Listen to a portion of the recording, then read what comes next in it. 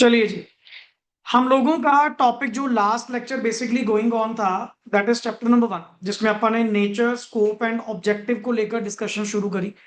Sir, normally अगर हम बात करें, नेचर हम शुरू से डिस्कस करते आ रहे हैं, स्कोप एंड ऑब्जेक्टिव को लेकर कल वाले पार्ट में हमारे डिस्कशन हो चुके। ऑब्जेक्टिव जो मुझे बताया गया वो किसने बताया? ऐसे 200 ने बताया कि मेरा जो ऑब्जेक्टिव है, ओवरऑल ऑडिटर का जो ऑब्जेक्टिव है regarding the audit, that is to obtain the reasonable assurance and to report. जिसके ऊपर कल आपने पॉइंट पढ़ा, व्हाई रीजनेबल एश्योरेंस? क्योंकि सर एब्सोल्यूट एश्योरेंस तो प्रोवाइड करना हमारे बस की बात नहीं, उसका कारण हमारी लैकिंग नहीं। मैंने कल आपको यहां पे एक वर्ड समझाया था जब आप इस टॉपिक से ऊपर जा रहे थे कि सर अगर मैं एब्सोल्यूट एश्योरेंस प्रोवाइड नहीं कर पा रहा, डू इट मीन मेरे में कमी है कि ऑडिटर में लैकिंग है, ऑडिटर अपना काम ढंग से नहीं कर रहा होगा? मुझे ये बातें पर्टिकुलरली लिखकर तक देनी पड़ गई कि sir why high assurance, it doesn't mean कि मेरे में लैकिंग है, कि मैंने को काम अपने स्किल सेट के अकॉर्डिंग या कॉम्पिटेंस के अकॉर्डिंग नहीं करा होगा। मैं अपना काम सही ढंग से कर रहा हूँ, प्रॉपर मैं प्रोसीजर लगा रहा हूँ, एविडेंसेस ऑब्टेन कर रहा हूँ, कंक्लूजन उन्हीं के बेसिस पे ड्रॉ कर रहा हूँ। But due to inherent limitations जो आप कल से पढ़ रहे हैं, उन कमियों के कारण जो कि इनबिल्ट हैं, इनसेपरेबल, उनको अलग करना पॉसिबल नहीं। तो उनकी वजह से पर्टिकुलरली मैं कभी एब्सोल्युटली एश्योरेंस आपको प्रोवाइड नहीं कर सकता। बट इट डजंट मीन कि मेरे पार्ट पे कमी निकालो जी, इसको ऑडिट नहीं करना आता होगा या ये कोई कमी छोड़ रहा होगा, ऐसा कोई पॉइंट नहीं है। क्लियर? और यहां पे हमने स्कोप डिस्कस करा कल। स्कोप में specially what it includes, what it not. उल्टा मेन याद रखने वाला क्या है? What it not. क्योंकि व्हाट इट इंक्लूड्स के अंदर तो आपने सारा कुछ ही मेरे पे क्या करवा दिया, कवरेज करवा दी। जैसे नंबर 1 पॉइंट आया, सर पहली चीज स्कोप का मतलब क्या है? स्कोप मींस रेंज और रीच ऑफ समथिंग, कि आप किस हद तक जाओगे और आपकी हद क्या है। हमने कल एक बेसिकली साइड बाय साइड मैंने 3 वर्ड्स आपको बताए थे। स्कोप कौन डिसाइड करता है? 3 लोग। Number 1 is statute, number 2 is ICI की pronouncements and number 3 is terms of the engagement. But किसी भी केस में terms of engagement point number 1 point number 2 को ओवरराइड नहीं करते। पहना तो तुम्हें स्टैट्यूट की रिक्वायरमेंट्स के अकॉर्डिंग या आईसीआई की प्रोनाउंसमेंट्स के अंदर ही है। आप बाकी सब्जेक्ट टू टर्म्स कंडीशन जो मर्जी करो, बट आप स्कोप कॉम्प्रो नहीं कर सकते। जो आईसीआई ने तुमसे मांगा, जो ऑब्जेक्टिव पर्टिकुलरली स्टैट्यूट ने तुमसे मांगा, इसको कॉम्प्रो करना अलाउड नहीं। देन हम लोगों ने पॉइंट ये पढ़ा, कहते फिर भी चलो लिखने के लिए अगर मेन देखें कि आपके स्कोप के अंदर जर्नली क्या इंक्लूड होगा, मैं कैसा वो सारी इंफॉर्मेशन जो भी फाइनेंशियल स्टेटमेंट्स बीइंग ऑडिटेड के रिलेटेड है, वो सारी इंफॉर्मेशन आपकी कवरेज होनी चाहिए, coverage of all aspects of the entity. और नंबर 2 सबसे जरूरी चीज, जिन फाइनेंशियल इंफॉर्मेशन से क्या बनाई गई हैं? Financial statements. आप उन फाइनेंशियल इंफॉर्मेशन की रिलायबिलिटी और सफिशिएंसी चेक करो। कहते जी ये कैसे चेक करूं? आप सिस्टम में जाओ, आपको 2 तरह के सिस्टम मिलेंगे, one is internal control system and second is accounting. दोनों को चेक करो, test of controls, test of details, जो भी तुम्हारे प्रोसीजर होते हैं। अब इंटरनल कंट्रोल्स के ऊपर बताया गया था कौन से प्रोसीजर लगते हैं जी, कंप्लायंस। एंड अकाउंटिंग सिस्टम के ऊपर क्या लगते हैं? सबस्टैंडर्ड। आप करो इंक्वायरी, करो चेकिंग, जो आपको उसकी अंडरस्टैंडिंग ऑब्टेन करती है, बेस्ड ऑन दैट अपनी जजमेंट बनाओ क्या financial information reliable and sufficient है। क्योंकि जितना कहते नहीं, जितना सोर्स पे मेरा विश्वास होगा, डेस्टिनेशन उतना नेक्स्ट आगे क्या होगा? अच्छा होगा।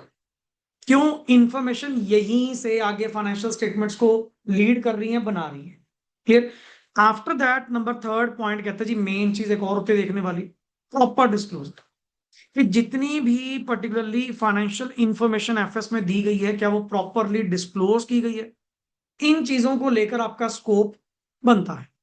मैं स्पेसिफिकली ये बताऊं what it not include. What it not include के अंदर पर्टिकुलरली क्या आता है सर? 3 चीजें। पहली चीज, जो मेरे डोमेन में, मेरी कंपिटेंसी में फॉल, जैसे बिल्डिंग की वैल्यूएशन को लेकर बात आई, मतलब उनके लिए सर डिफरेंट स्किल सेट होती हैं। आप अल्टीमेटली उनके लिए यहां थोड़ी करेंगे। जब आपको पता है कि वो आपके आउटसाइड द डोमेन है, आपके स्कोप में आता ही नहीं। और नंबर 2 पॉइंट, मैं डॉक्यूमेंट्स की ऑथेंटिसिटी फाइंड आउट करने में कोई एक्सपर्ट नहीं, कि मैं डॉक्यूमेंट की जेन्युइननेस क्या करूंगा, वेरीफाई करूंगा। जेन्युइननेस वेरीफाई करना मेरा काम नहीं। Next is an audit is not an official investigation. ये ऑडिट है, कोई इन्वेस्टिगेशन नहीं है जो इतना सीरियसली क्रिटिकली उसको एग्जामिन करोगे। क्रिटिकली एग्जामिन करना कहाँ बनता है, जहां पे वो इन्वेस्टिगेशन हो। और इन्वेस्टिगेशन कहाँ पे होती है, जहां पे एलीज्ड रॉन्ग डूइंग। अब ऑडिट इस वजह से थोड़ी करवाया था कि वहां पे रॉन्ग डूइंग है। रॉन्ग डूइंग हो सकती है थोड़ी। जहां पे तुम इस बात का फैक्ट एस्टेब्लिश करने के लिए बुला रहे हो, तो वहां पे वो ऑडिटर नहीं है, वो कौन है, इन्वेस्टिगेटर। तो व्हाट इट नॉट इंक्लूड्स के अंदर ये 3 पॉइंट्स आपके रेडी होने चाहिए। अब हमने कल से जो पॉइंट डिस्कस किए इनहेरेंट लिमिटेशंस को लेकर, इनहेरेंट लिमिटेशंस ऑफ ऑडिट में आपने वर्ड क्या पढ़ा कि these limitations are inbuilt. Inbuilt का मतलब क्या होता है सर, इनसेपरेबल, इनको अलग करना पॉसिबल नहीं। आप चाहो जितना जोर लगा लो, जितना बढ़िया से बढ़िया ऑडिट कर लो, अच्छे से अच्छे प्रोसीजर लगा लो, एविडेंस ले लो, तो भी तुम लोग पर्टिकुलरली इसको 100% अश्योर नहीं कर सकते। तो भी आप लोग क्या करोगे, रीजनेबली अश्योर। और उसका कारण सर, आधा कारण तो आपका सिस्टम है। हमारे पे लैकिंग मत लेके आना कि मैंने काम सही ढंग से नहीं करा होगा। कुछ कमियां आपके रिपोर्टिंग फ्रेमवर्क के अंदर है, जिनमें सबसे पहले तो अकाउंटिंग एस्टिमेट्स, अकाउंटिंग पॉलिसीज को चूज करना, जजमेंट्स को अप्लाई करना, जिनके बेसिस पे क्या बनाई जाती हैं फाइनेंशियल स्टेटमेंट। क्या पता सब्जेक्टिव हो, क्या पता सब्जेक्टिव हो, और आप हमारे पे बात कर रहे हो कि अल्टीमेटली जी आप एब्सोल्युटली एश्योरेंस प्रोवाइड करो। सर नहीं कर पाएंगे। क्या पता अगले ने जो प्रोविजनिंग बनाई है, वो एस्टिमेटेड बेस जो बनाया है, वो सब्जेक्टिव हो, बायस्ड हो। और ये पावर यूज करने की खुद किसने प्रोवाइड करी, आपके फ्रेमवर्क ने। हम कौन होते हैं एब्सोल्युटली एश्योर करने वाले। और मैं इसके रिगार्डिंग अगर अगर पता करूं भी, क्या पता करूं, क्या एविडेंस इकट्ठा करूं, कुछ है ही नहीं। क्योंकि ये तो एस्टिमेशन बेस्ड अमाउंट है। अकाउंटिंग पॉलिसीज आप लोगों ने यही क्यों लगाई, अगले ने बेसिस दे दिया, दैट्स इट।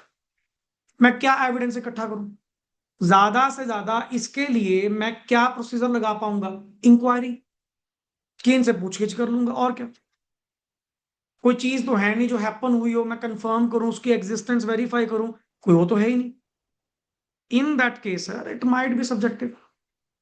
सो इसीलिए मैं कभी भी, और मैं तो सर अल्टीमेट सही मानो, मैं तो इसी प्रिमाइस पे ऑडिट शुरू करता हूं कि ये मैनेजमेंट की ड्यूटी है जी, फाइनेंशियल स्टेटमेंट्स को बना कर देना, और इवन सूटेबल कंट्रोल्स को डिवाइस्ड करना, ऑपरेटिंग इफेक्टिवली करना, ये सारा काम किसका होता है, मैनेजमेंट का। मैं तो इन पे भरोसा करके आया हूं। अब इन्होंने ऐसा करा होगा, नहीं करा होगा, तो गारंटी थोड़ी है। क्या पता वैसे कंट्रोल्स ऑपरेट ना ही हो रहे हो, कोई श्योरिटी थोड़ी है। तो जब श्योरिटी इनके पार्ट पे, इनके सिस्टम पे ये नहीं दे सकते, मैं क्यों दूं, किस बात की दूं। और जिस वजह से, कल एक वर्ड हमने लिखा था यहाँ पे, जिस वजह से ऑडिटर का जो रिस्क है which is called as audit risk, audit risk कभी भी जीरो नहीं। दैट मीन्स वो बार बार आपसे पूछेगा क्या ऑडिट रिस्क को आप इलिमिनेट कर सकते हो। सर इलिमिनेट करना पॉसिबल नहीं है, it can be reduced, it can be reduced to an acceptably low level. इतना कर सकता हूं कि इसको जितना कम हो सके उतना कम करने की कोशिश करेंगे, बेस्ट टू बेस्ट टेक्निक्स लगाकर, बढ़िया से बढ़िया मेथड लगाकर खत्म करना पॉसिबल है। खत्म कैसे कर लेंगे, और अगर ये खत्म हो जाए, फिर तुझे रीजनेबल एश्योरेंस देने की क्या दिक्कत है, तू एब्सोल्यूट दे दे भाई। मैंने कल ये बताया कि ऑडिट रिस्क अपने आप में क्या चीज है, रिस्क ऑफ इनअप्रोप्रिएट ओपिनियन। जहां पे ओपिनियन जानी क्या चाहिए थी, चली क्या गई, इस बात का रिस्क अगर आपको फील हो रहा है, दैट मींस आपका ऑडिट रिस्क क्या कर रहा है, प्रिवेल कर रहा है। और मैंने कल इसमें 2 लैंग्वेज बताई थी कि अगर मैंने किसी गलत चीज को गलत बताया, क्या गलत कर दिया मैंने, वैसे भी तो फाइनेंशियल स्टेटमेंट में क्या होती है, मिस स्टेटमेंट होती हैं। मैंने भी कौन सी ओपिनियन दी, मैंने भी कौन सी ओपिनियन दी, मॉडिफाइड, जबकि जानी कौन सी चाहिए थी, अनमॉडिफाइड। फिर भी कौन सा पहाड़ टूट गया, फिर भी कौन सा कोई दिक्कत है, वैसे भी तो मिसस्टेटमेंट क्या करती हैं, प्रिवेल करती हैं, कोई परवाह नहीं। मैंने गलत को क्या बताया, गलत ही बताया, गलत को क्या बताया, मेरे को रिस्क ही नहीं। उल्टा मैं ना, ये मेरी फेवर में हो गया कि अगर कल को गलत निकल भी गया कुछ भी, हाँ फिर ठीक है, देखो मॉडिफाइड तो दिए मैंने, उल्टा कवर हो गया। जानी कौन सी चाहिए थी, अनमॉडिफाइड।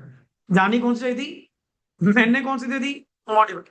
मूर्खा, ये तो तेरे लिए फेवर होगी कि अगर बाय चांस कल को तू रिस्क कह रहा है ना, कल को अगर मान लो कुछ एक्स्ट्रा निकल भी गया, ऑटोमेटिक कवर हो जाएगा।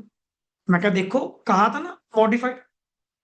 अब वर्ड, अगर तुमने सही, बेसिकली आपके लिए ओपिनियन गलत कब होगी, जब मैंने गलत को क्या बता दिया, सही। मतलब जानी चाहिए थी मॉडिफाइड, चली कौन सी गई, ये रिस्क है, ये ऑर्डर रिस्क है, जो अंदर से अपने को सताता रहेगा किस बात को लेकर, यार मैंने ओपिनियन गलत दिया, मैंने कहते सब कुछ सही है, जबकि वहां पे सही। अगर कल को कुछ निकल आया, कोई मिसस्टेटमेंट पकड़ी गई, फलाना गई, मेरे पे आएगी। दैट इज कॉल्ड एज कि ऑडिट रिस्क कभी भी जीरो नहीं होता। ऑडिटर के लिए ये ऑडिट रिस्क ऑलवेज क्या करता है, प्रिवेल करता है, ये ऑलवेज एग्जिस्ट करेगा। हाँ जी बोलिए। सर ऑडिट रिस्क तब भी तो रहेगा जब अभी जाने तो मॉडिफाइड चाहिए थी बट हमने डिमॉडिफाइड की। उसमें फाइनेंशियल स्टेटमेंट तो बच्चे वैसे ही मिसस्टेटेड होती है, मैंने फ्री फ्रॉम स्टेटमेंट तो कहा नहीं। और मेरे को कोई डर थोड़ी होगा, मुझे किसी बात का डर थोड़ी है। कल को मान लो तुम उठ के आगे, सर आपने फाइनेंशियल्स में ये मिसस्टेटमेंट नहीं बताई, मैं क्या शायद तूने ओपिनियन पढ़ी नहीं, मैं भी तो क्या बोल रहा हूँ, मॉडिफाइड है कि हाँ मिसस्टेटमेंट क्या करती है, प्रिवेल करती है। तुम भी क्या बोल रहे हो, हाँ मिसस्टेटमेंट क्या करती है, प्रिवेल। दोनों की लैंग्वेज सेम। दिक्कत कब होगी, मैं कह रहा हूँ मिसस्टेटमेंट प्रिवेल, नहीं। तुम कह रहे हो सर ये गलती है, वो रिस्क कि जहां पे तुमने गलत को क्या बता दिया, सही, ये गलत हो गया। गलत को गलत बताएंगे, क्या गलत कर दिया, कुछ भी। अब यहाँ पे दूसरा पॉइंट आप लोगों का जो बनता है, नेचर ऑफ, पढ़िए वर्ड क्या लिखा हुआ है, एक, हाँ जी बोलो। तो आपने लिखी अगर अनमॉडिफाइड है, हाँ, नहीं पढ़े, ये सही कर सकता है कि मॉडिफाइड नहीं होना चाहिए। क्वालिफाइड, क्वालिफाइड ही दूंगा मैं, या अल्टीमेटली अगर कोई और भी दे दी, क्या फर्क हो गया। अगर तुम सामने से गलती लेकर आओगे भी, मेरी भी तो ओपिनियन क्या कह रही है, गलतियां प्रिवेल करती हैं, सिंपल। पर जैसे मॉडिफाइड का जो स्पेसिफिक होता है इसको छोड़ के बाकी सारा कुछ सही है। हाँ, मैं भी तो तुम्हें कुछ एडवर्स ही बता रहा था। तो टॉपिक आपके लिए अगर एक चीज और निकल आई, आपके लिए अगर एक चीज और पता लग गई, बढ़िया चीज है। और वैसे भी मैंने ऑर्डर क्या करा था, subject to materiality. Subject to क्या करा था, मैंने क्या कहा था कि मटीरियली जितना मैंने चेक करा, to the best of my knowledge and belief. और तेरी चीज और मेरी वाली ओपिनियन दोनों मैच तो कर रही है, मैं भी तो कह रहा हूँ मिसस्टेटमेंट प्रिवेल करती है, और तुम भी क्या ढूंढ कर लेकर आए हो, मिसस्टेटमेंट। हाँ मैंने रिपोर्ट नहीं करी थी, तूने पता करी, फिर मैं भी तो मिसस्टेटेड ही बोल रहा हूँ, ये चीज है। बट वो तो बिल्कुल ही रिवर्स हो गया, क्या चीज, मैं कह रहा हूँ गलती है ही नहीं, तुम सामने से गलतियां लेकर आ गए, ये रिस्क है ना। यहां मेरी रेपुटेशन पे डाउट आएगा, यहां मेरी पब्लिक इमेज खराब होगी कि जी ऑडिटर ने ध्यान से ऑडिट ही नहीं करा, ये पॉइंट। नाउ नेचर ऑफ, और कहते हैं जी कई बार, जरूरी नहीं चलो हर बार सिस्टम में कमी होती है कि मैं कह दूं जी हमेशा आपके नेचर ऑफ फाइनेंशियल रिपोर्टिंग ही ऐसी होगी। समटाइम्स ऑडिट प्रोसीजर की नेचर ऐसी होती है, इट डजेंट बिकम पॉसिबल कि मैं सारी आइटम्स को क्या कर पाऊं, चेक कर पाऊं, एंड उस चीज के रिगार्डिंग ऑडिट एविडेंसेस क्या कर पाऊं, ऑब्टेन कर पाऊं, पूरी तसल्ली कर पाऊं। इतना टाइम जिसके पास है, sometimes it is practically impossible और sometime it is legally impossible. Sir इतनी डिटेल तक जाना, और आपने कल एक पॉइंट पढ़ा, ऑडिटर के पास कोई स्पेसिफिक लीगल पावर्स नहीं, जो एक इन्वेस्टिगेटर के पास होती, उसके पास तो अल्टीमेट आपको ओथ एग्जामिन करवाना, विटनेस करवाना, रिकॉर्ड करवाना, उसके पास तो पावर बहुत है। मेरे पास थोड़ी कोई लीगल पावर्स है। अब सामने से बंदा कॉपरेट अगर नहीं भी कर रहा, इन दैट केस मैं क्या करूं, मुझे लॉ ने बांधा हुआ है, मेरे पास लीगल पावर्स ही नहीं। इन दैट केस इतना मर मिटने वाला क्या पॉइंट है कि मैं एब्सोल्युटली एश्योरेंस आपको प्रोवाइड करूं, सर टू द बेस्ट। मैं तो आपको just high level of assurance provide कर सकता हूं, जितना मैक्सिमम मैं अपने आप को एश्योर करवा पाए। पढ़िए ऑडिटर ऑब्टेन्स, हाँ जी Audit hmm proof of comprehensive audit procedures. आप ये बताओ, आपको जो ऑडिट एविडेंस मिलते हैं वो कहाँ से मिलते हैं? ऑडिट प्रोसीजर से. However there are practical and legal limitations on the ability of the auditor to obtain the कि सर ऑडिट एविडेंस ऑब्टेन करने के लिए पर्टिकुलरली समटाइम प्रैक्टिकली इम्पॉसिबिलिटी होती है, समटाइम लीगल लिमिटेशंस होती हैं, जिस वजह से भी ऑडिटर एब्सोल्यूट एश्योरेंस नहीं, आपको जस्ट एक रीजनेबल एश्योरेंस ही क्या करवा पाएगा, प्रोवाइड करवा पाएगा. For example an auditor does not test all the transaction and Balances. Census method लगाना पॉसिबल ही नहीं है. जितना टाइम हमारे पास इन्वॉल्व है, जितनी कॉस्ट अगला हमें दे रहा है, बेस्ड ऑन दैट सैम्पलिंग हम खुद क्या करें? आप कह रहे हो जी 365 दिन का ऑडिट 4 दिन में कर दो, कहां से कर दें? और वो भी सारी ट्रांजेक्शन चेक करते हुए. पागल हो गए क्या? इतना कौन चेक करेगा? कहां से करूंगा? हर छोटे छोटे एंट्री थोड़ी देखूंगा. वहां पे क्या है? प्रैक्टिकल लिमिटेशन है, लीगल नहीं, practical. Sir practical it is not possible ना, कहां से कर दे? आगे, ही forms his opinion only by testing the Samples. Sample study करेगा, based on that conclusion provide कर देगा. पढ़िए, this is called as practical limitation. Management may not provide, yes please. Complete information as requested by auditor. और या फिर management मुझसे cooperate नहीं कर रही, मैनेजमेंट से इंफॉर्मेशन मांगी, मुझे इंफॉर्मेशन प्रोवाइड की नहीं गई. अब हमारे लिए सिंपल सी बात है, मेरे को क्या पता, जब तक मैनेजमेंट कॉपरेट नहीं करेगी, जब तक मैनेजमेंट मुझे इंफॉर्मेशन प्रोवाइड नहीं करेगी, मैं चेकिंग किसकी करूंगा, वेरिफिकेशन किसकी करूंगा? इंफॉर्मेशन तो इन्होंने देनी है, ये दे ही नहीं रहे. मेरे लिए प्रैक्टिकली इम्पॉसिबल ऑडिट करना, मैं कहां से कर लूं? और ऑडिटर कैन नॉट फोर्स था, और मैं कोई ये तो है नहीं कि आपस में मारा मारी करूंगा, कि इनको किसी बात के लिए पेनलाइज करूंगा. इंफॉर्मेशन देंगे तो ठीक है, नहीं देंगे तो ठीक है, कुछ तानाशाही थोड़ी करूंगा, फोर्सफुली इनके ऊपर इंप्लीमेंट थोड़ी करूंगा. मेरे पास कोई ऐसी लीगल पावर नहीं. This is called as legal limitation. अब ये थोड़ी कि मैनेजमेंट को मारेंगे अल्टीमेटली, आपने इंफॉर्मेशन मुझे क्यों नहीं प्रोवाइड करी, डिले क्यों करा. सर आपके पास ये लीगल पावर्स नहीं है. अगला कॉपरेट करता है तो ठीक है, नहीं करता, तेरे पास तो जस्ट एक वर्ड है, ओपिनियन में ले जा. मैं तो अल्टीमेट क्या करूंगा, उस चीज को ओपिनियन में ले जाऊंगा, और क्या कि मैनेजमेंट ने इन चीजों के बारे में मुझे बताया, सिंपल सी बात. फिर ऑनर जाने और ये मैनेजमेंट जाने. पर ये थोड़ी कि मैं इनके ऊपर कोई फिजिकल फोर्स अप्लाई करूंगा, कोर्शन करूंगा एंड ऑल करूंगा, इन चीजों में थोड़ी है, क्योंकि मेरे पास ऐसी कोई लीगल पावर नहीं. Now the management may consist of dishonest and, yes please. Unscrupulous people. Self be involved in fraud. बाकी मैनेजमेंट हो सकता है जी बिल्कुल बेईमान लोगों की, जितने भी चोर लोग हैं अल्टीमेट सारे अनस्क्रप्चुलस पीपल लोगों की. हो सकता है ऐसे लोग जो खुद पर्टिकुलरली फ्रॉड के अंदर क्या होंगे, involve. And frauds are concluded by designing the sophisticated and carefully organised schemes. यहां पे तेरी वही बात आती है, एक पर्सन वो ढूंढने की कोशिश कर रहा है जो 10 लोगों ने दिमाग लगा के छुपाई है. अब दोनों के परसेप्शन में फर्क तो होगा ना. कहाँ 10 लोग इस बात पे दिमाग लगा रहे हैं कि इसको कहाँ रखें कि वो ढूंढ ना सके. कहाँ एक बंदा, अच्छा एक बंदा भी स्पेसिफिक अप्रोच के साथ नहीं आ रहा, क्या आ रहा है, जनरल अप्रोच, कि यहाँ पे ऑल थिंग सब कुछ क्या ठीक है, बढ़िया है, कि अगर कुछ गलत मिला. ये बंदा आ रहा है जनरल अप्रोच के साथ, और जिन्होंने उसको छुपाया है, मैनेजमेंट ने कंसील करा है इस अप्रोच के साथ कि वो यहां तक ना पहुंच सके. नाउ इट मे प्रोड्यूस, हो सकता है आपके लिए फैब्रिकेटेड डॉक्यूमेंट्स तैयार पड़े. What do mean by fabricated? बनाए गए हो, और ऊपर से मेरी कमी, ऑथेंटिकेटिंग. मैं उसको ऑथेंटिकेट नहीं कर सकता, मैं उसकी जेन्युइननेस तो वेरीफाई करूंगा ही नहीं, क्योंकि मेरे स्कोप में ऑथेंटिकेशन ऑफ डॉक्यूमेंट्स नहीं आता. सो क्या पता क्राइम सीन आपको तैयार मिले, फैब्रिकेटेड डॉक्यूमेंट्स मिले before auditor, he may accept, हो सकता है he may accept invalid audit evidence based on the. Unauthentic documents. मैं उसकी डिटेल में थोड़ी जाऊंगा, मैं फोरेंसिक एक्सपर्ट थोड़ी हूँ कि जो उन चीजों की मैं पूरी प्रॉपर ऑथेंटिकेशन चेक करूंगा कि जेन्युइन है या नहीं है. सर इतना डिटेल में कोई नहीं जाता. दीज आर, और मुझे मेरे स्कोप ने मना करा है, इन चीजों में तूने पढ़ना भी नहीं. Now more over the entity may have entered into the transaction with किसके साथ, रिलेटेड पार्टीज, सच ट्रांजैक्शन में ओनली भी क्या हो सकती हैं, पेपर जो अक्सर होती हैं। रिलेटेड पार्टी के साथ जितनी ट्रांजैक्शन होती हैं वो एंट्रियां घूम रही होती हैं, एक्चुअल में ट्रैवलिंग कुछ नहीं हो रही, एक्चुअल में गुड्स की मूवमेंट कुछ नहीं हो रही, कागजी कार्रवाई हो रही है बस आगे।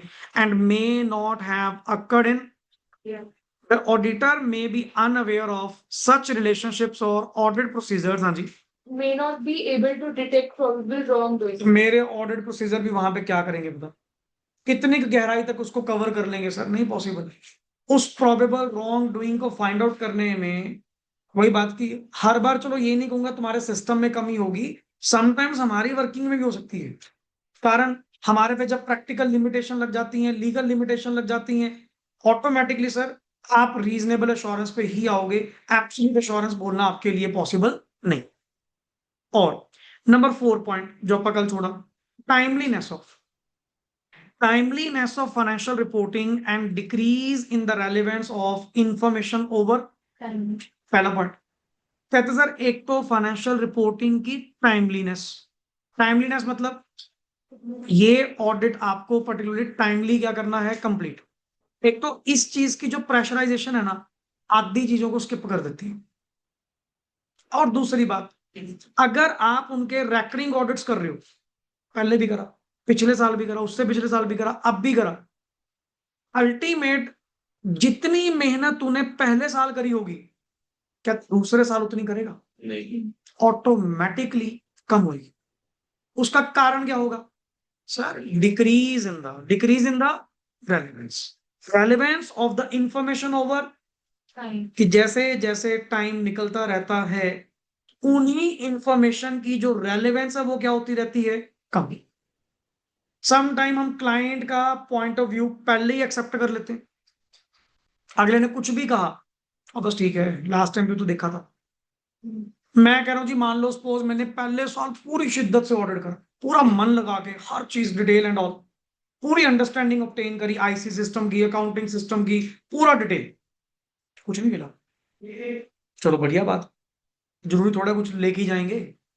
नंबर 2, दूसरे साल करा मैंने फिर अपनी ओर से, मैं कहा नहीं एक बार दोबारा स्टडी करते हैं, कुछ ना कुछ मिल सकता है इस अप्रोच के साथ, कुछ नहीं मिला। तीसरे साल ऑटोमेटिकली मेरा मन क्या हो जाएगा, छोड़ पर यार, मन करे तीसरे साल मिलता, तूने करा नहीं, क्यों? बैकएंड पे एक अजम्पशन अप्लाई होगी, डिक्रीज इन द रेलेवेंस, कि इंफॉर्मेशन की रेलेवेंस ओवर द टाइम क्या होती रहती है, कम। या sometimes the reliability on the management, जो कि नहीं होनी चाहिए। हम कई बार मान लो सपोज सामने से कोई चीज पूछी, मान लो 2 साल से 3 साल से इनका एक ही बंदा है, वही इनका सीएफओ है, वही इनका ऑडिट करवाता है कंप्लीट मेरे साथ बैठकर, हमारा कुछ रिलेशन भी तो एंटर कर जाता है। कई बार क्या होता है, मान लो सपोज तीसरे साल चौथे साल जब ऑडिट कर रहे थे, तुझे कुछ मिलता बट तूने सामने वाले का व्यू पहले ही एक्सेप्ट कर लिया।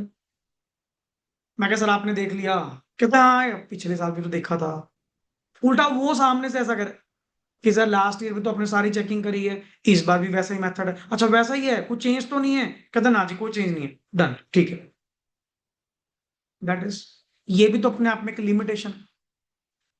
नहीं, अगर हम बात करें तुझे फीस इस बात की मिल रही है कि अल्टीमेटली सामने वाले पे विश्वास कर ले, तेरे अकॉर्डिंग तो ड्यूटी क्या बनती है, चेक कर। हर बार चीजों को चेक करना, बट एक बाय डिफॉल्ट ह्यूमन बिहेवियर है। इस वजह से हम कभी ये नहीं कहते कि we are perfect, sir perfect नहीं है जी, माइट भी होने को गलती होगी, हो गलती तो बड़े बड़े परमात्मा से होगी, हम तो तुच्छ प्राणी है ही क्या, सीधी सी बात है। वो भी पहले क्या के क्या अमेंडमेंट का रखते हैं, नारद मुनि आते फिर वो अमेंडमेंट करवाते, वो स्पेशली अमेंडमेंट वाले पर्सन अपने, कि प्रभु इसका क्या इलाज, क्योंकि प्रभु ने तो बोल दिया तो कह दिया, फिर वो सारी सुपरविजन करते हैं कि हाँ ब्रह्मांड में क्या चल रहा है क्या नहीं, कहाँ दिक्कत आ रही है। हालांकि कहता है यार मैं तो दे चुका, अब मैं क्या करूं? कहते जी एक छोटी सी अमेंडमेंट हो सकती है, आप इसको ऐसा कह के ये करवा दो, फलाना करवा दो। नेचुरली गलतियां तो वहां तक होती आ रही हैं, वो नहीं अपने आप में परफेक्ट कह पाए, हम कैसे कह देंगे, हम अपने आप में कैसे कह देंगे? That is the thing. तो ये चीजें बड़ी कॉमन है सर। कोई बंदा कहता जी मैंने कभी जिंदगी में गलती नहीं करी, सबसे बड़ी गलती तो ये कह रहे क्या, वही कहता नहीं कि मैंने कभी झूठ नहीं बोला, पहला झूठ तो यही है। तो ये चीजें नहीं एग्जिस्ट करती, पता है कि सर कोई ना कोई कमी कहीं ना कहीं रह गई। और ये अक्सर हम लोग अपना कहते हैं, अपनी बात भी कह देते हैं और लास्ट में फिर कह देते हैं कि बाकी आप सियाने हो जी, आप समझदार हो। उसका कारण क्या है, मैं अपने पे क्यों लूं? कल को बाय चांस कोई गलत चीज निकल भी गई, अपन रिस्क क्यों लेना? फिर वही बात कि मैंने सर अपनी ओर से डिस्क्लोजर दिया था कि माइट भी कोई चीज रह सकती है, शायद हमारे से रह गई हो। और बाकी जितनी इन्होंने जल्दी मचाई हुई थी, ऑडिट करो जी, जल्दी से जल्दी पैकअप करके दो, हमने फलाने डिपार्टमेंट में देनी है, हमने बैंक वालों को लोन के लिए देनी है और देनी है। मैं कहा जी जैसा ऑडिट हो पाया मैंने दे दिया। फिर टाइमलीनेस, कई बार क्या होता है ना, मैनेजमेंट पहले तो बोलते कोई नहीं जी आराम से करो, बाद में फिर एकदम जल्दी मचा देते हैं। क्यों? इनको दिख जाता है ना कि ज्यादा डिटेल में जा रहा है, और जितनी गहराई में जाएगा उतने डॉक्यूमेंट मांगेगा, उतनी बाल की खाल उतारेगा, एंड अल्टीमेट उतना तंग करेगा। फिर ये कहते हैं बस जी 4 दिन आपके पास, 4 दिन में करके दो, हमने ये अपनी बैलेंस शीट ना ऑडिटेड वाली फलाने डिपार्टमेंट में जमा करवानी है। That is timeliness. सर जितना टाइम अवेलेबल करवाओगे, जिसको वर्ड बोलते हैं with respect to time and cost, सीधी सी बात है, विद रिस्पेक्ट टू जितना टाइम और जितने के पैसे अगला देगा, काम भी उतना ही करेंगे। तनख्वाह मिले जितनी, नौकरी करो उतनी, अगला जितने के पैसे देगा उतना का मैं काम करूंगा। और मेरे लिए कौन सा इतने बहुत बड़ा वो क्लाइंट है कि मेरे लिए बहुत लाखों रुपए स्पेंड कर रहा है कि जो मैं अगले के लिए इतना करूं? सर मैं भी अपना रिसोर्स उतना ही लगाऊंगा, उतना ही टाइम डिवोट करूंगा जितना कि मुझे उसका पर्पस पूरा होता दिखता है। और माड़ी मोटी चीज अगर रहेगी, इतनी परवाह नहीं करते हम लोग। कारण मैंने को ना एब्सोल्यूट एश्योरेंस देनी है, मैंने क्या देना है? और जो कि सब्जेक्ट टू क्या होती है, मैं तो पहले कहा था कि जी financial statements free from material misstatement है, फ्री फ्रॉम मिसस्टेटमेंट नहीं कहा था मैंने, कि मोटा मोटा जितना मैंने देखा है, based on that I can assure you कि आप इस पे रिलाई कर सकते हो। गारंटी थोड़ी दी थी मैंने। पढ़िए, the relevance of information decreases over the क्या हो जाती है, and the auditor can not verify each and every. एक लेवल पे आके ना, जब आप रैकरिंग ऑडिट्स में होते हो, सबसे मुश्किल कौन सा ऑडिट होता है जी? पहले साल। सबसे मुश्किल ऑडिट कौन सा होता है? पहले साल। कारण मुझे उसके बारे में कुछ पता ही नहीं, मुझे सब कुछ पता करना है। मेरी ज्यादा मेहनत किसमें लगती है? पहले साल। दूसरे, तीसरे, चौथे, जब जब आगे बढ़ते रहते हो ना, ओवर द टाइम रेलेवेंस उसकी क्या होती रहती है। क्योंकि तूने इतनी बार टेस्ट करके देख लिया, एक लेवल पे आके तू टेस्ट करना ही बंद कर देगा, छोड़ पर यार क्या देखना। पिछली बार भी देखा था, क्या ही मिला? मन करे उस साल मिलता, तूने फिर नहीं करा, ये कमी है। Now a balance should be maintained between the reliability of the information and इतना गहराई में उतरोगे मेरे भाई तो कॉस्ट तो लगेगी ना, सोर्सेस तो तेरे लगेंगे। देखो जी पहले साल तो ना हम एट पार पे काम कर रहे होते, सही मानो, क्योंकि पहले साल तो अपन ने क्लाइंट टेकअप करना है ना, एंड उसको काम पूरा करके दिखाना है। मन करे रिसोर्स ज्यादा भी लगाने पड़ गए ना, लगाएंगे। क्यों? अगर एक बार पक्का हो गया, अपने जैसे प्रोफेशन ऐसे हैं जो जल्दी जल्दी चेंज नहीं होते। सीए, वकील, डॉक्टर्स, ये कुछ ऐसे प्रोफेशन है जो जल्दी जल्दी चेंज, जहां तुम लग गए वहीं पे चलेगा। क्योंकि हर किसी के आगे सारी चीजें डिस्क्लोज नहीं की जाती, किसी एक के आगे होंगी। अब तभी पर्टिकुलरली जैसे कहते नहीं, ये हमारे फैमिली डॉक्टर हैं, अब ये फैमिली सीए हैं, ये भी डेजिग्नेशन बनने लग गया कि हमारे जी ये फैमिली सीए हैं जी। तो फैमिली से हमारे सारे खाते वगैरह जो कुछ भी है जी, सारा देख रेख यही करते हैं जी, हमें तो क्या पता। अब ये भी पोस्ट बन गई अपने आप में। कारण जिसपे एक बार रिलायबिलिटी बन गई ना क्लाइंट की, अल्टीमेट वो नहीं दोबारा चेंज करेगा टिल जब तक सेटिस्फाइड। हाँ, आपने सर्विस में कोई गड़बड़ करी, अगला डिसएसोसिएट होने की बात कर रहा है तो डिफरेंट थिंग है।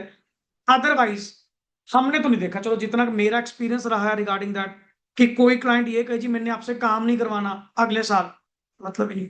मैं जवाब चाहे दे दूं कि तेरा काम नहीं करना, कि तेरी हरकतें ऐसी हैं, फीस नहीं देता, फलाना नहीं करता, वो है वो तेरी अलग बात है। क्लाइंट नहीं छोड़ेगा, उसको मौज पड़ेगी ना।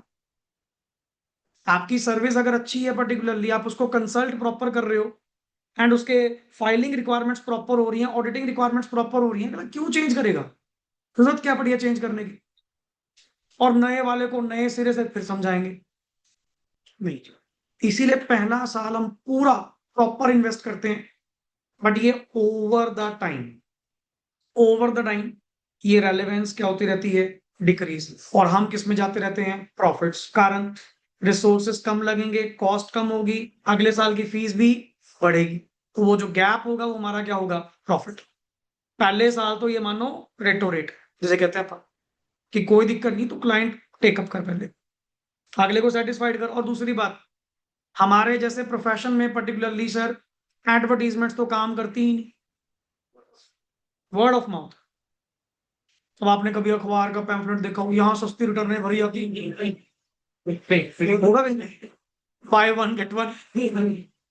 अपने केसेस में ऐसा कुछ नहीं चलता, एक ऑडिट पे 30% डिस्काउंट, है ना? अपने पे ऐसा कुछ नहीं काम करता।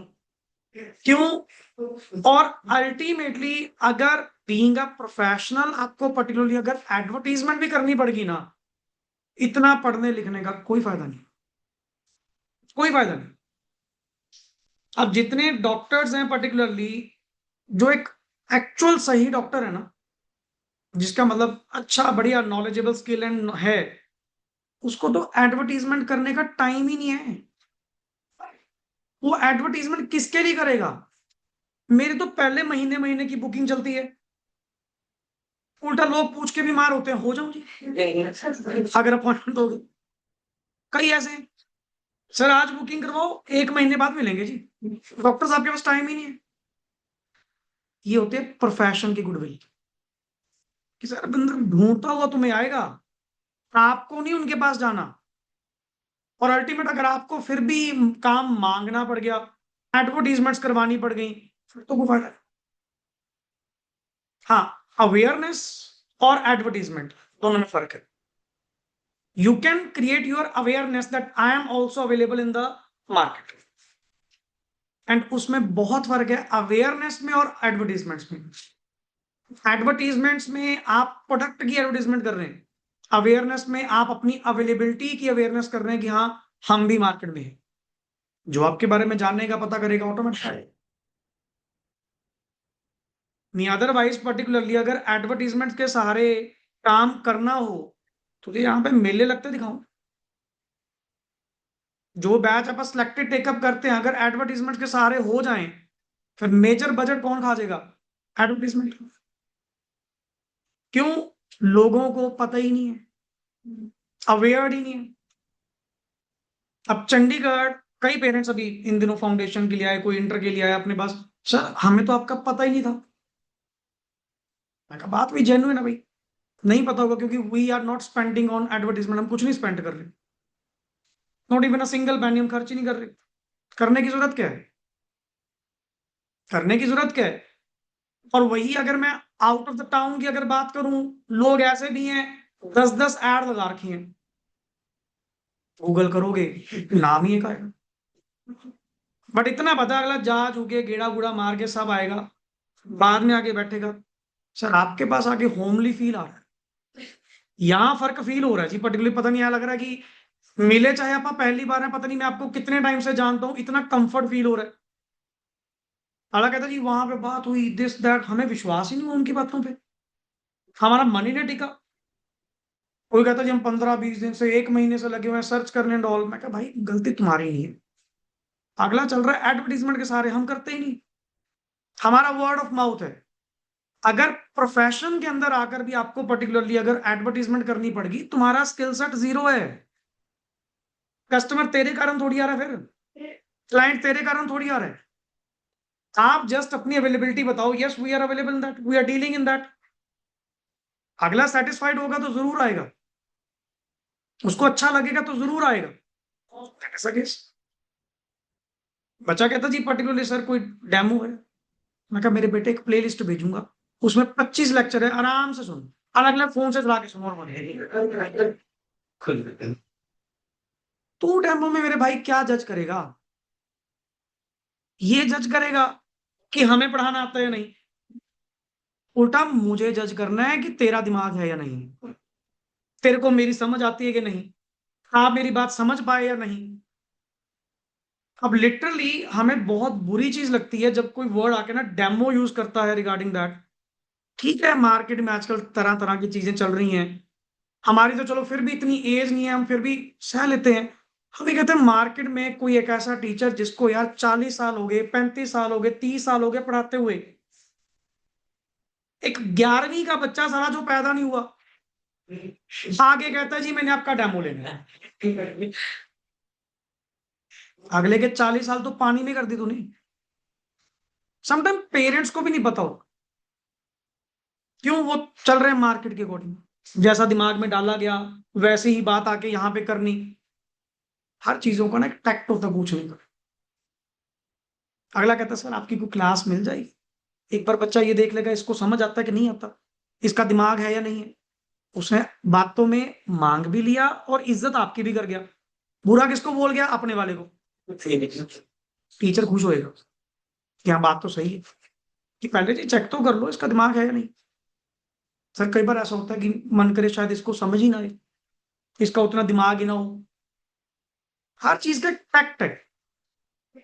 कोई नॉर्मल पर्सन से डील तो पकड़ नहीं रहा। अब जैसे मान लो पर्टिकुलरली कोई सीए के पास आ, एक रिटर्न भर के दिखाना जी आप सही करते हैं, साला डेमो चल रहा है कि अगर तुझे सही भरी तो अगली भी ले आएंगे। नहीं नहीं, क्या यार इन चीजों में, प्रोफेशन में ये चीजें नहीं चलती। प्रोफेशन के अंदर पर्टिकुलरली आप लोग यहाँ पे जब प्रोफेशनल से डील कर रहे हो ना रिगार्डिंग दैट, तो वहां पे चीजें बड़ी समझनी पड़ती है। अब यहाँ पे भी वही बात है कि decrease in relevance over the time, कि ओवर द टाइम चीजें की जो रेलेवेंस है वो क्या हो जाती है? Decrease. Like for example an auditor has been conducting audit of a company since last 2 years. during these 2 years he has sought detailed information from the management of the company regarding, yes please, Various matters. During third year, he chooses to rely on some obtained as a part of audit procedure. और ये भी होता है कई बार हम ना दोबारा study नहीं करते, दोबारा करंट ईयर में चेक नहीं करते, उल्टा पिछले साल जो ऑडिट एविडेंस मिले थे इनसे पूछ लिया कुछ चेंज तो नहीं हुआ करंट ईयर में, वही है ना पिछले बार वाला, वही एविडेंस हमने यूज कर ली, नए प्रोसीजर नहीं लगाए। जैसे आईसी, ये वर्ड आएगा आईसी सिस्टम की स्टडी को लेकर, मैंने 2 सिस्टम बताए थे, इंटरनल और अकाउंट। अकाउंटिंग सिस्टम तो हर बार स्टडी होगा क्योंकि नेचुरली वो तो डायरेक्टली लिंक्ड विद द क्या है? एफ, वो तो हर बार स्टडी करोगे, बट नॉट आईसी, क्योंकि इंटरनल कंट्रोल्स ऑर्गेनाइजेशन में तो क्या चलेंगे? सेम ही चलेंगे, जो पिछले साल थे, अगले साल थे, उससे अगले साल भी होंगे। मैंने तेरे पिछले 2 साल टेस्टिंग कर ली, कुछ नहीं मिला, सब कुछ अच्छा लगा, इस बार मैंने पूछ लिया, मैं क्या जी वही इंटरनल कंट्रोल्स, कुछ चेंज तो नहीं? नहीं नहीं सर वही सिस्टम है, अपने कोई कंट्रोल चेंज नहीं करे, जैसे पहले काम करते थे वैसे ही कर रहे हैं।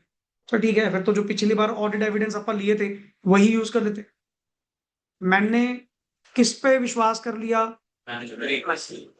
The previous year audit evidence. और ये पॉइंट आएगा, क्या ऑडिटर प्रीवियस ईयर वाले ऑडिट एविडेंसेस यूज कर सकता है? यस। हमने तो एक बात कही थी, जो भी करंट ईयर में ओपिनियन देगा, who will be responsible? Auditor. मेरे भाई तू ताजा ऑडिट एविडेंस इकट्ठा कर, पिछले वाला यूज कर, मेरे को नहीं मतलब, मेरे को नहीं मतलब।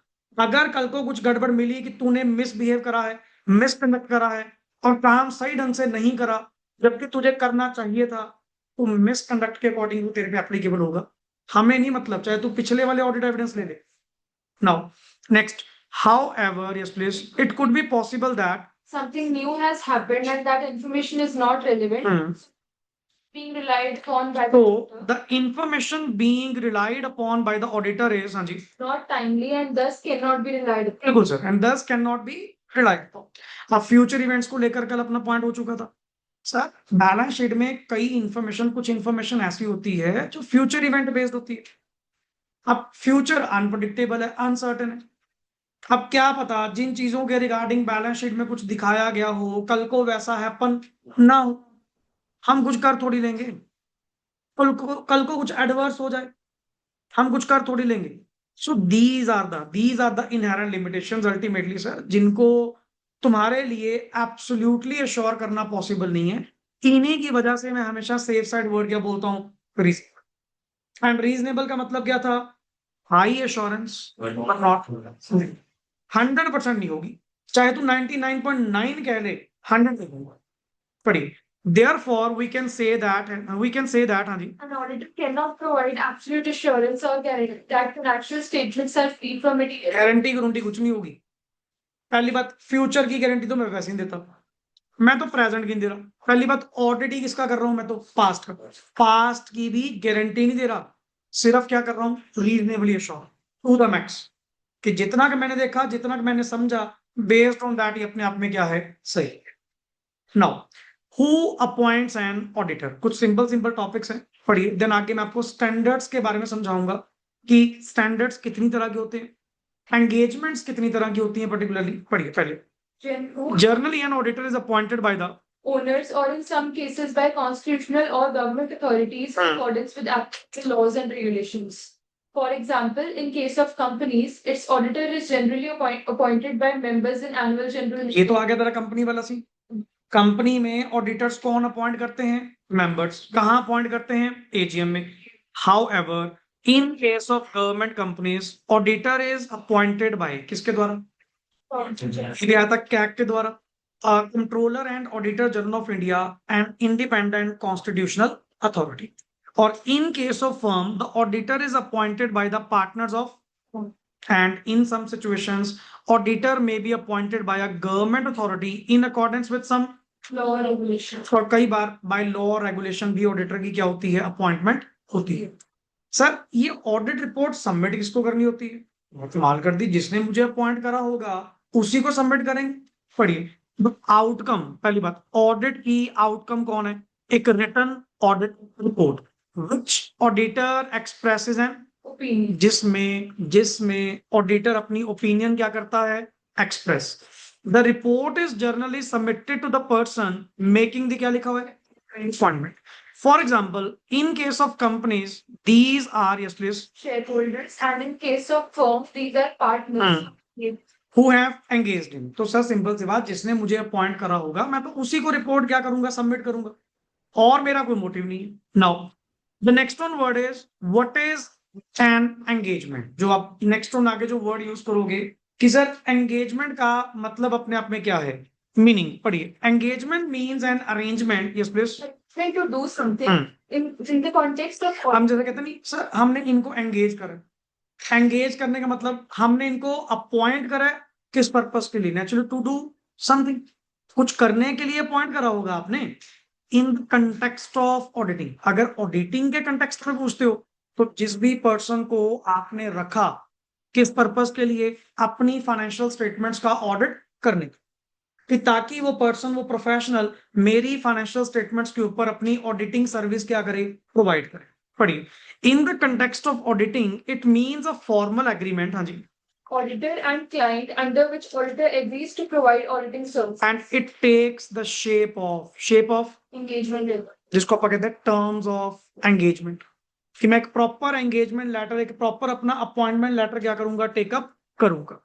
ऐसे नहीं, वर्ड के ऊपर स्पेशल लिखो फॉर्मल एग्रीमेंट है, इनफॉर्मल नहीं, कल से आ गया एफएस का ऑडिट कर जा, ये नहीं, प्रॉपर अपॉइंटमेंट लेटर दो, मेरा एंगेजमेंट लेटर दो, it takes a shape of letter, it must been writing. Now external audit engagements जो होती हैं बच्चे, पढ़िए, purpose of external audit engagement is to enhance the degree of, हाँ जी, Confidence of intended users of financial statements. Cool. Such engagements are also reasonable assurance engagements. such engagements are also reasonable assurance engagements, and for example in India companies are required to get their annual accounts audited by an, किसके द्वारा, even the non corporate entities। वही बात आती है ना कि जरूरी नहीं कल्ले कॉर्पोरेट, नॉन कॉर्पोरेट एंटिटीज भी may choose to have their accounts audited by an external auditor because of benefits of such an audit। कि अल्टीमेटली सर जिस तरह के बेनिफिट्स आपने बताए हैं, तो इवन नॉन कॉर्पोरेट एंटिटीज भी क्या करती हैं, ऑडिट करवाने की जिद, कि करवा लो, बढ़िया है, कोई बेनिफिट ही मिलेगा, अगला हमारी डेफिशिएंसीज पे काम ही करवाएगा, बताएगा ही है। Now sir standards the main thing. और जो कंटेंट मैं यहाँ पे दूंगा आगे तो जस्ट बनाया गया है और एक इंट्रो दी गई है इन सभी के बारे में, पर पहले चीज समझो कंटेंट क्या है। स्टैंडर्ड्स इशूड बाय द किसके द्वारा, AASB, कॉल्ड एज AASB का मतलब क्या है, auditing and assurance standards board. AASB मतलब auditing and assurance standards board, under the authority of the, क्या लिखा हुआ है, council, under the authority of the council of ICI, engagement and quality control standards. यहां पे पहली चीज तो आपको ये बताई गई है कि सर आपके टाइप ऑफ एंगेजमेंट्स कितनी है, एंड एक बनाए गए स्पेशली कंट्रोल स्टैंडर्ड्स। क्या बनाए गए, कंट्रोल स्टैंडर्ड्स। तो पॉइंट ये है कि जो आगे तुम कहते हो जैसे फाइनल्स लेवल तक भी, मैंने एक वर्ड बताया था कि अपने सिलेबस में ऐसे हैं स्टैंडर्ड्स ऑन ऑडिट। ये चीज किस पे डिपेंड करती है, टाइप ऑफ एंगेजमेंट के ऊपर। एंगेजमेंट पर्टिकुलरली कितनी तरह की होती है बच्चे, 4। मैं इस चार्ट से पर्टिकुलरली समझा रहा हूं। एंगेजमेंट कितनी तरह की होती है, 4। पहली engagement audit engagement, short word audit engagement. Number 2 is review engagement. मैं यहीं पे अपने चार्ट पे सारा पॉइंट समझा दूंगा, पढ़ने वाला रह जाएगा गला। तीसरे नंबर पे कौन सी होती है, एश्योरेंस एंगेजमेंट। एंड नंबर 4 क्या होती है, रिलेटेड सर्विस। 4 तरह की एंगेजमेंट्स होती हैं, audit engagement, review engagement, assurance engagement और रिलेटेड सर्विस। जो मैं कल हल्की सी बात कर रहा था, कुछ ऑडिट के अलावा रिलेटेड सर्विसेज भी अपने आप में क्या है, अलाउड। रिलेटेड सर्विस भी अलाउड। मुझे बीच में उठ के ना जाया करो, थिएटर नहीं चल रहा कोई ये। एंड बाकी भी सुन लो, जो मेला बना रखा है बीच में, कभी वॉशरूम, कभी क्या कभी क्या। क्लासरूम का एक डेकोरम है, जब ब्रेक होती है ब्रेक में जाया करो अपना जो भी है। सारी क्लास की डिस्टर्बेंस नहीं होनी चाहिए। कल भी मैं देख रहा था 2-3 कौन थे, कभी कोई आ रहा है कभी कोई जा रहा है। साला पिकनिक स्पॉट है ये। जब ब्रेक का टाइम है ब्रेक के टाइम पे जाइए। ये कोई मतलब नहीं कि बाकी सबकी डिस्ट्रैक्शन आप करके जा रहे। वट एवर भी द फोन, घर वालों को समझा के रखो अपना।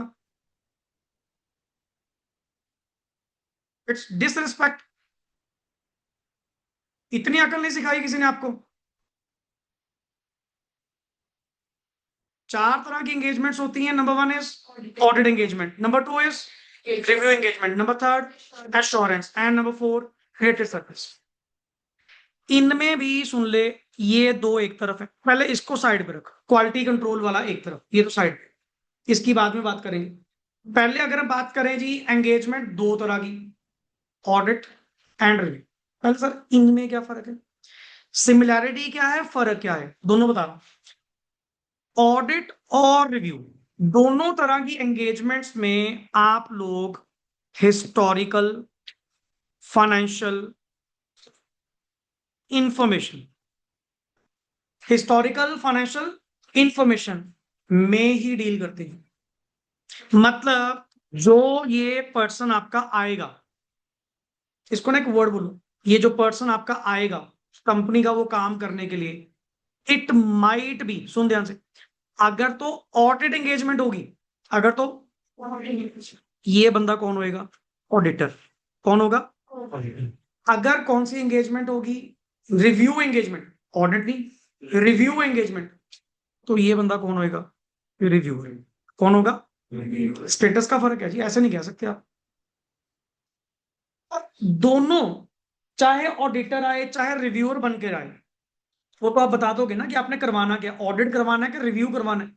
आप मुझे यही बताओगे कि ऑडिट करवाना है या रिव्यू, जो भी करवाना है वो तो आप बताओगे। फिर मुझे इतना पता है, ऑडिट बोलो रिव्यू बोलो, दोनों में तुमने करना किसका है, हिस्टोरिकल फाइनेंशियल इंफॉर्मेशन, पास्ट का historical financial information. Similarity, what is the similarity, sir audit करो रिव्यू करो, होगा तो पास्ट, कौन सी इंफॉर्मेशन, पास्ट, हिस्टोरिकल। कहते फिर डिफरेंस क्या है, मैं कहा डिफरेंस मेरे भाई एक है। पहली बात तो दोनों पे स्टैंडर्ड्स अलग अलग है। अगर तो ऑडिट एंगेजमेंट होगी तो क्या लगेंगे, इसकी सीरीज ये, 100 से 899, जैसे बता रहा 200, 300, 400, 500, 600, 700, ये सीरीज है। ये सारे एसए की सीरीज है। अगर वर्ड कहीं लिखा गया ना एसए, खुद ही समझ लेना ये ऑडिट एंगेजमेंट होगी पक्का, क्योंकि एसए लगते ही किसके ऊपर है, ऑडिट एंगेजमेंट। और अगर वो रिव्यू एंगेजमेंट होगी, उसके ऊपर एसए नहीं, क्या लगेंगे, SRE, standards on review engagement. पहला फर्क, स्टैंडर्ड्स अलग अलग। दूसरा मेन फर्क, एश्योरेंस का फर्क। सर अगर तो ऑडिट एंगेजमेंट हो, पहली बात सिमिलैरिटी, एक सिमिलैरिटी और एब्सोल्यूट किसी में नहीं होगी, ना इसमें ना, पर थोड़ा नाम से पता लग रहा है दोनों में से ज्यादा किसमें होगी, ऑडिट होगा, और कम किसमें होगी। हमने कंपनी लॉ में भी कई जगह में भी पढ़ा होगा कि अगर ऑडिटेड एफएस अवेलेबल नहीं है तो एक काम करो, ऑडिटर से ना लिमिटेड रिव्यू करवा दो, that is called review engagement, जिसमें एश्योरेंस तो प्रोवाइड होगी, रीजनेबल नहीं होगी, लिमिटेड। ये ऑडिट से भी एक लेवल डाउन। मतलब अगर पर्टिकुलरली ऑडिट एंगेजमेंट होगी, यहां पे एश्योरेंस कौन सी जाएगी, रीजनेबल, और रिव्यू वाले में क्या जाएगी, लिमिटेड एश्योरेंस। ये तेरा कंसेप्ट है कि सर ये बताओ जी ऑडिट एंगेजमेंट और रिव्यू एंगेजमेंट के बीच में क्या फर्क है और सिमिलैरिटी क्या है। सिमिलैरिटी दो है, एब्सोल्यूट एश्योरेंस ना इसमें ना उसमें, और दोनों के दोनों हिस्टोरिकल फाइनेंशियल इंफॉर्मेशन का ही करते हैं ऑडिट या रिव्यू, पर होगा हिस्टोरिकल का ही, पास्ट का ही, कोई तेरी फ्यूचर प्रोस्पेक्टिव इंफॉर्मेशन से नहीं, कोई प्रेजेंट की नहीं, पास्ट का ही। अब आप बताओ जी आपने मुझसे ऑडिट करवाना है का रिव्यू करवाना है, कहते इज इट एनी डिफरेंस, मैं कहा बिल्कुल सर, अगर तो ऑडिट करवाओगे तो मैं स्टैंडर्ड्स के अकॉर्डिंग करूंगा SA, अगर आप रिव्यू करवाओगे तो मेरे पे SRE लगेंगे। मेरा पहले तो यही फर्क पड़ गया, ड्यूटीज का फर्क पड़ गया, समझे पॉइंट। अब नेक्स्ट ऑन यहां पे एक वर्ड, पहले तो अगर इतनी कहानी समझ चुके, इसके बेस पे देखना कहीं डिफरेंट ये पढ़ा, समझ आना चाहिए, खुद पढ़ो वर्ड। सर हाँ जी, रिव्यू एंगेजमेंट में जो ऑडिट स्टेटमेंट होती है उसका ऑडिटेड पर ना रिव्यूड, ऑडिट तो मैंने करा ही नहीं। ब्रॉडर कौन है, ऑडिटेड, लिमिटेड कौन है, रिव्यू, यही तो फर्क है। ये कंडक्टेड एज पर ऐसे, ये कंडक्टेड एज पर SRE, इधर एश्योरेंस रीजनेबल, एंड इवन मैं अपनी एक ओपिनियन भी क्या करूंगा, एक्सप्रेस। इधर कोई ओपिनियन नहीं होती, इसमें रिव्यू का क्या होता है, कंक्लूजन। पता क्या, इधर मैंने प्रोसीजर ही क्या लगाए, फ्यू, क्योंकि मैंने सारी एफएस तो चेक ही नहीं करी, मैंने तो लिमिटेड रिव्यू करा है, और लिमिटेड रिव्यू के केस में सिर्फ जस्ट कंक्लूजन, मैं कंक्लूड करूंगा, ओपिनियन नहीं दूंगा कि मैंने जो रिव्यू करा उसका कंक्लूजन क्या निकला, ओपिनियन वर्ड नहीं कहूंगा मैं। और इसका ऑब्जेक्टिव क्या है, to reduce the audit risk to an acceptably, और इसका मोटिव क्या है, to reduce the engagement risk to a moderate level by performing, कि चल ना से तो कुछ अच्छा, बिना ऑडिट के तो कुछ अच्छा रिव्यू करवा लो। आप कह रहे हो सर पूरा ऑडिट करवाना तो पॉसिबल नहीं, और चल पॉसिबल नहीं है, रिव्यू करवा दे, रिव्यू में कुछ तो तसल्ली आएगी, ये वो पॉइंट। इधर वाले में तो क्लैरिटी है सर, ऑडिटर का मोटिव ही क्या है, टू रिड्यूस द ऑडिट। इधर नहीं, इधर वाले में क्या होता है, टू रिड्यूस द, कि देखो जी मैं सारा तो नहीं काम कर पाऊंगा, पहले कह रहा हूं मैं इसका रिव्यू कर देता हूं कि चल तुम्हारा भी थोड़ा बहुत काम चल जाएगा, हमारा भी, और सीधा कहकर रीजनेबल एश्योरेंस भी दूंगा। क्या देंगे, लिमिटेड एश्योरेंस, क्योंकि मैंने काम ही लिमिटेड करा। इधर वाले पे लगने हैं सर दीज एसेस, इधर वाले पे क्या लगने हैं, SREs। ये जस्ट एक वर्ड है कि what is the difference between audit and review. अब थोड़ी कहानी बैक वापस आ इस वाले पे, इन दोनों में अलग अलग चीज है, ये बिल्कुल अलग अलग चीज है। यहां पे तुमने वर्ड क्या बोला, ये कौन सी एंगेजमेंट्स हैं जी, एश्योरेंस एंगेजमेंट्स। कहते क्या, एश्योरेंस तो यहां भी तो थी पहले वालों में। अब अगर मैं तुम्हें कह दूं पहले दो और तीसरे में क्या फर्क है, सिर्फ एश्योरेंस है। एश्योरेंस तो इधर भी थी, पहले दो और तीसरे में क्या फर्क है, Historic. पहले दो हिस्टोरिकल फाइनेंशियल इंफॉर्मेशन पे एश्योरेंस देते थे, ये जो है ये देते हैं प्रोस्पेक्टिव। प्रोस्पेक्टिव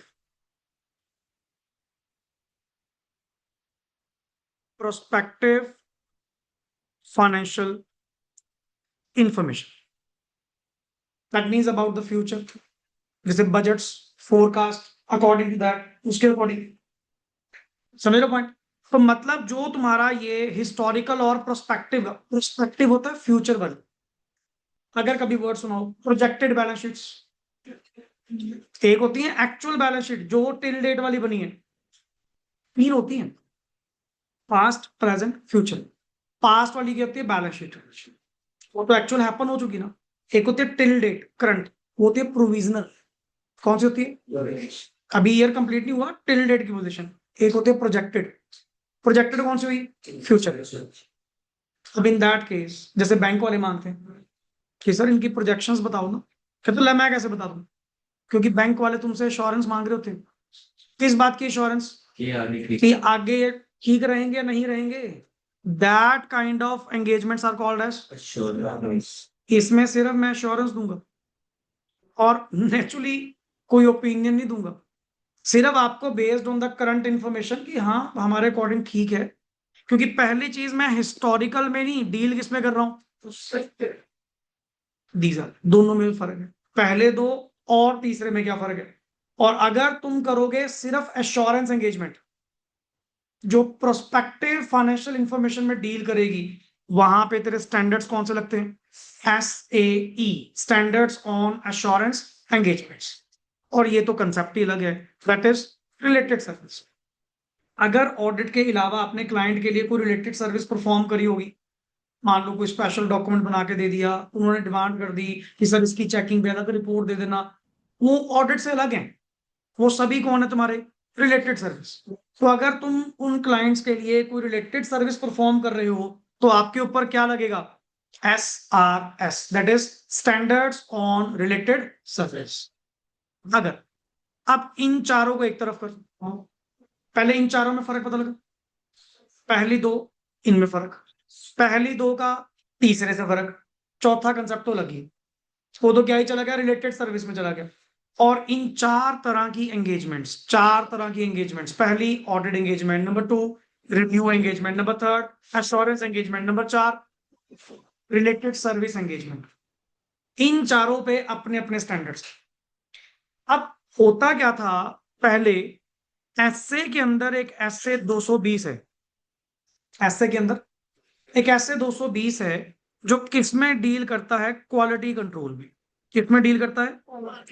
कि हमारा प्रोफेशनल अगर ऑडिट करने जाएगा तो अल्टीमेट वो क्वालिटी मेंटेन करेगा।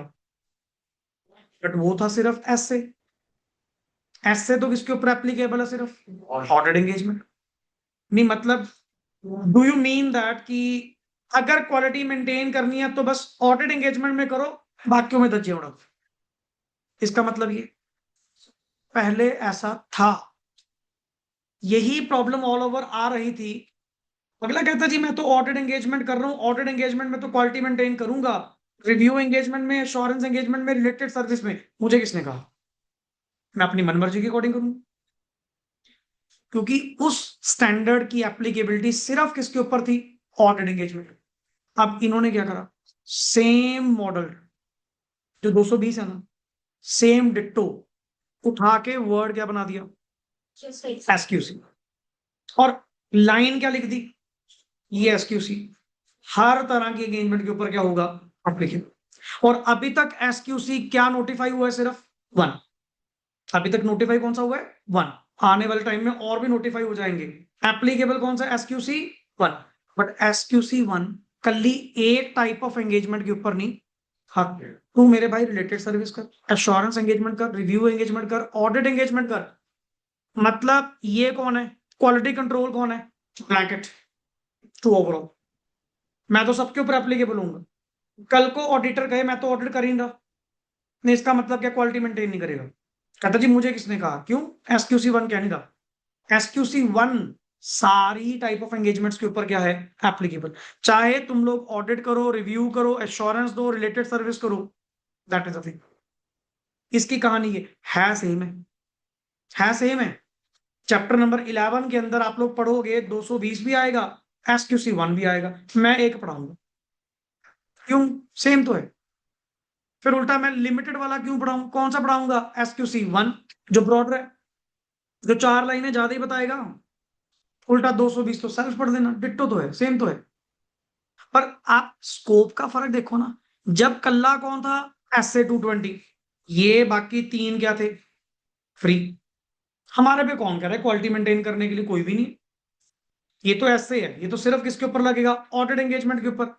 इस प्रॉब्लम को दूर करने के लिए इन्होंने क्या बना दिया, SQC। और as per the SQC to be applied for all services covered by the engagement standards as described अब ऊपर पॉइंट पढ़ लीजिए सर। एंगेजमेंट स्टैंडर्ड्स कितनी तरह के होते हैं जी, 4 ऐसे जो कि अप्लाइड होते हैं for the audit of historical financial information. SRE जो अप्लाई होते हैं in the review of, but same क्या है, historical financial information. SAE apply होते हैं in the assurance engagements other than, किसको छोड़ के, इसको अगर छोड़ेंगे तो बचा कौन, prospective वाले, prospective financials, and the last SRS to be applied to the, yes please, engagements involving Application of agreed upon procedures to information. बिल्कुल, and compilation engagements and other related service engagements as may be specified by the, जो related service आपको allowed है, जैसे कोई data compile करके देना है, कोई एग्रीड अपॉन प्रोसीजर, आपने हमें कह दिया सर आप ऑडिट करोगे ये भी करवा देना, मैं कह देगा इसके पैसे लग लूंगा, वो लगे ये लगे, ये रिलेटेड सर्विस है, वो ऑडिट एंगेजमेंट है, अलाउड है अगर स्पेसिफाइड बाय द क्या है, IC, कि हाँ इतना काम तो आप कर ही सकते हो, इसमें कोई इतना मैटर नहीं है। बट हाँ रेम्यूनरेशन आपकी क्या होगी, डिफरेंट होगी, उसके पैसे अलग होंगे, ये पैसे अलग होंगे, क्लियर। और इवन स्टैंडर्ड्स का फर्क है, ऑडिट के ऊपर लगेगा SA, रिलेटेड सर्विस पे लगेगा SRS। तो ये जस्ट एक फर्क रखा गया कि एंगेजमेंट्स कितनी तरह की, 4 कौन सी, audit, review, assurance, related service. और इन चारों के ऊपर क्वालिटी मेंटेन करने वाला कौन बैठा है, quality control standards, that is SQC, जो कि नोटिफाइड अभी कौन सा हुआ, सिर्फ फर्स्ट SQC1, जो कि मॉडल्ड ऑन किसके ऊपर है, SA220, जो किसमें डील करता था, क्वालिटी, पर वो कल्ला ऑडिट एंगेजमेंट को कवर कर रहा था ना, अब ये सारी टाइप ऑफ एंगेजमेंट्स को कवर करेगा। This is the content. अब इसमें पर्टिकुलरली जो अपना चलो कंटेंट है, ये तो बाकी कल वाले में करेंगे। द मेन पॉइंट, रजिस्टर्स आप लोगों के आ चुके हैं, क्लियर। अभी अपन डिस्पैच अपने जो भी हैं 3 रजिस्टर्स वो अपने लो, एक रजिस्टर अपना पर्टिकुलरली किसके ऊपर लगाओ, ऑडिट के ऊपर लगाओ, डेट नोट कर लो, 21 तारीख हुई है। वीकली पर्टिकुलरली आफ्टर 10 डेज मैंने आपकी कॉपी चेक करनी है, मुझे डेली की, कोई हॉलीडे नहीं, डेली की 15 से 20 मिनट आप लोगों की राइटिंग उस पर चाहिए। कंटेंट पढ़ो, याद करो, and out of the content जो मर्जी लिखो बट लिखो। एंड करते सारा कंटेंट मेरे पार्ट सिलेबस से पहले भी और साथ साथ भी अल्टीमेट आपका राइटिंग पार्ट में मुझे डेली चाहिए। एंड टू बी स्ट्रिक्टली सही, कृपा करके अपने आप पे दया मत करना, कोई एक्सक्यूज मत करना, बहानेबाजी मत करना छोटे बच्चों की तरह। रजिस्टर लगाओ, आज की स्टार्टिंग करो, जितना कंटेंट हो चुका इसको चाहे 2 किस्तों में करो, 3 में करो, बट अपनी राइटिंग प्रैक्टिस करो। जब तक ऑडिट को लिखेंगे नहीं तब तक ultimately you are blank, to be honest. मैं अभी लिसन नहीं करना चाह रहा, सुनना नहीं चाह रहा, मुझे पता आधे चेहरे अभी रिवीजन कर नहीं रहे। इसको प्रॉपर पढ़ो, चेक करो, जहां डाउट आता है समझो, राइटिंग प्रैक्टिस करो। जो मेन फेलियर का कारण आता है, हम अब अपनी वोकैबुलरी वो प्रोवाइड ही नहीं करते जो अगला मांग रहा है, जो अगला सुनना चाह रहा है, हम देते नहीं कभी। और उसका तोड़ जस्ट एक है राइटिंग प्रैक्टिस। और मैंने कोई तेरे 10-12 घंटे नहीं मांगे, सिर्फ 20 मिनट मांगे। 1 आवर घर पे जाकर अगर पढ़ रहे हैं, अगर कंडीशन, अब इतना आपको समझना है पर्टिकुलरली कि पास होने के लिए मेहनत होती है। 1 आवर अगर पढ़ रहे हैं, 40 मिनट पढ़ ले, 20 मिनट मुझे proper with date with time, कितने बजे बैठ रहे हो पर्टिकुलरली लिखने के लिए, टाइम आपका पेज के ऊपर होना चाहिए। शाम को 7 बजे बैठे, 7 से 7:20 कोई कंटेंट याद करा, लिख इसको। प्रैक्टिस कर।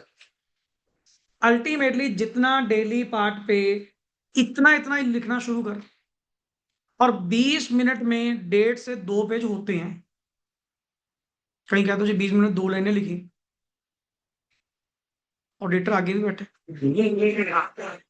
समझ रहे ना पॉइंट? 1.5 से 2 पेज की लेंथ ऑलरेडी बनती है 20 मिनट में। तो अल्टीमेटली 1 to 1 डेली की डेली, और ये आपकी बेटरमेंट के लिए कह रहा हूं, मेरे लिए तो ना भी मेंटेन कर, मेरा कुछ नहीं जा रहा। बट द पॉइंट इज, बाद में जब फेलियर फेस करनी पड़ती है, फिर अपन देखते हैं जी कमी कहाँ रहेगी, कमी यहां रहेगी। सुनी गए, फील लेते गए, इमेजिन कर लिया बहुत कुछ, लिख वहां पे पाए, एक्सप्रेस कर नहीं पाए, ये दिक्कत सबसे बड़ी है। तो इट्स बेटर डेली का कंटेंट, अब तो चलो 3-4 दिन अपने बीच में निकल गए, इस तक पहुंचने के लिए अपना ये 2-3 दिन थोड़ा ज्यादा लिखो, फिर आगे रेगुलर डेली का कंटेंट जो होगा, डेली में आपने चाहे एक क्वेश्चन लिखना है। क्वेश्चन क्या, जो कंटेंट, कि अगर मैं पर्टिकुलरली अगर आज के मैं कह दूं कि हम लिखेंगे जी इनहेरेंट लिमिटेशंस लिखेंगे, याद करके उसको लिख के देखो, एंड 2 मिनट लगते हैं बाद में उसको रिकंसाइल करने में with the pen, different pen, कि मैं वर्ड क्या लिख रहा हूं, बुक में वर्ड क्या लिखा हुआ है। तो लिख के तो देखना, गलतियां तो पता लगेंगी। आप अपने आप को ओवर एस्टिमेट बहुत करते हैं कि याद हो गया, ये तो लिख के पता लगेगा ना याद हुआ है कि नहीं हुआ। तो अपना एक रजिस्टर लगवाओ, और मैंने पर्टिकुलरली कोशिश करते हुए वीकली वीकली कॉपीज आपकी सबमिट होंगी, एंड यहां पे मैंने आपकी चेक करनी है रिगार्डिंग दैट, काइंडली कोई डिस्टर्बेंसी ना मिले, किसी भी तरह को लेकर कोई एक्सक्यूजेस मत लेकर आना। बहाने तो नए नए बहुत होते हैं अपने पास, बट अपने लिए सोचो, अपने बेटरमेंट के लिए सोचो कि डेली अपा ने 15-20 मिनट कसम खा के लिखना है, चाहे छोटा सा टॉपिक याद करा पर लिखना है। और फिर अपना आफ्टर धीरे धीरे कॉन्फिडेंस देखना, महीने के महीने तुम अल्टीमेटली खुद अपने आप में हो, सर ठीक चल रहा है, बढ़िया चल रहा है, मजा आ रहा है, वोकैबुलरी पे होल्ड आ रहा है, एंड आंसर राइटिंग में पता लग रहा है। और मेरा पहला पार्ट सिलेबस जो होता है चैप्टर 1, 2 एंड 6, जो हम टॉपिक्स करेंगे पढ़ने तो फिर भी, तो इट्स बेटर कि राइटिंग में प्रैक्टिस करो। चैप्टर 1 तो कल अपना पैक्ड हो जाएगा रिगार्डिंग दैट, देन चैप्टर 2 करेंगे 5 लेक्चर्स, एंड 6 के ऊपर 3 लेक्चर्स। अल्टीमेटली दोबारा इन चीजों पे काम शुरू करो, रजिस्टर मेंटेन करो। और मैं कोई स्पेसिफिक कंटेंट नहीं कह रहा, किसी को कुछ नहीं कह रहा कि आपको अल्टीमेट यही लिखना है, जो तेरा मन करे, जो तेरा मन करे। अल्टीमेटली कंटेंट याद कर जिस पे तेरे को लग रहा है यार इसमें दिक्कत आती है, वो तो बड़ा, अब ये थोड़ी है कि वहां पे लिखोगे हु विल अपॉइंट ऑडिटर, इतना इजी टॉपिक है, ये थोड़ी लिखेंगे।